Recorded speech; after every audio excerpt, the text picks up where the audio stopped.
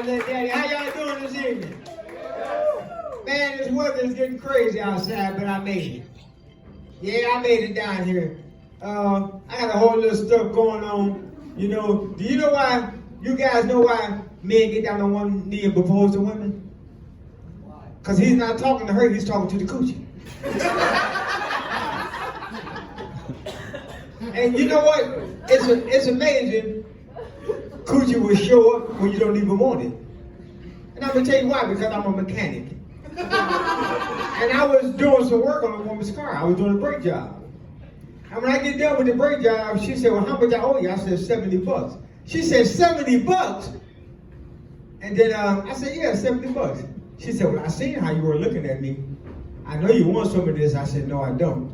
She said, why? What's wrong with me? I said, nothing. I just don't want nothing open, used, and played with. So I was at Walmart the other day, and as I walked in, the guy seen me. He said, man, you look like a serial killer. I said, I am. I just killed a whole box of Captain Crunch.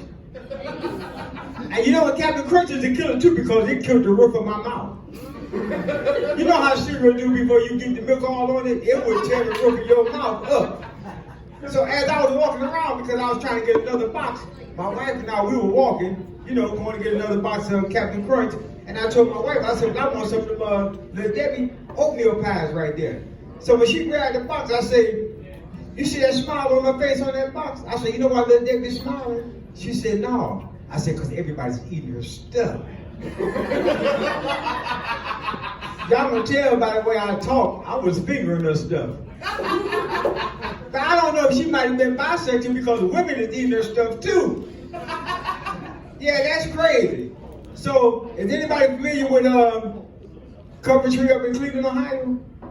They got all kinds of fancy restaurants over there, right? So one day, me and my wife and I were riding in the car, and she sees Mongolians. She said, I remember when we first met, you used to take me to all these fancy restaurants where they made the food right in front of you. We don't even go there no more. That's why I want to go to tonight. I said, for real? She said, yeah. Man, she was mad as hell when we pulled up the subway.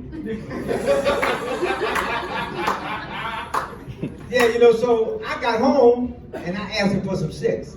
And she said, well, not right now, because my menopause had kicked in. I said, well, baby, just pause for a minute. This ain't going to take long. So I seen her over there sweating. You know what I'm saying? She was sweating like a big dog, so I ain't even tried no foreplay because I ain't had nothing to play for. But you know, it was the black guy that was walking across the beach. And as he was walking across the beach, he seen this shiny object in the sand. He picks it up. When he picks it up, it's a genie lamp. And he rubs the lamp, and the genie comes out. The genie said, I grant you 3 wishes. He said, I already know what I want. I want to be white, uptight, and out of sight. The genie said, got you. Poof, you're a tampon.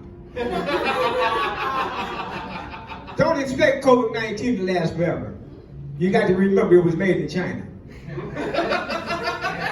You know, due to the pandemic, everything is going up. The gas prices then went up. The food prices then went up. Everything's going up with this old penis of mine. That's right, ladies. I'm 66 years old. Don't I got that sex appeal? Well, that's how I do sex, with a pill. Last week I took a Viagra. The thing got stuck in my throat. My neck was stiff for about 6 hours. So my wife and I decided we were going to try 69. Mind you, I'm 66 years old. I never done nothing like this before. But my wife said that she would show me. She said, you know what? The first thing you need to do, she said, you need to lay down on the floor. And I laid down on the floor. And when I laid on the floor, she came to position herself over my face, right? And as she squatted down, she barked. But she apologized. And then she turns around and she squats down and she barks again. And I jump up and say, to hell with this here. I'm not doing this 67 more times. So let me tell you, I got to like how I became a comedian. I had this job working at a pickle factory. And I had this fantasy of sticking my thing in the pickle slicer. Yeah, I worked there 5 to 6 years, and every day I would go to work and I would walk by, I had that fantasy of sticking my thing in the pickle slicer.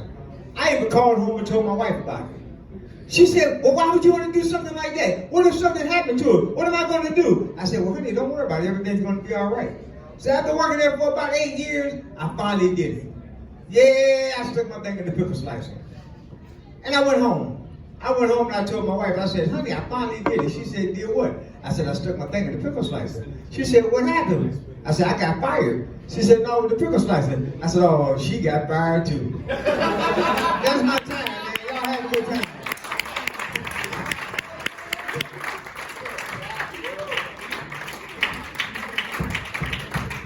Keep it going for Little Daddy, guys. That was awesome. I love his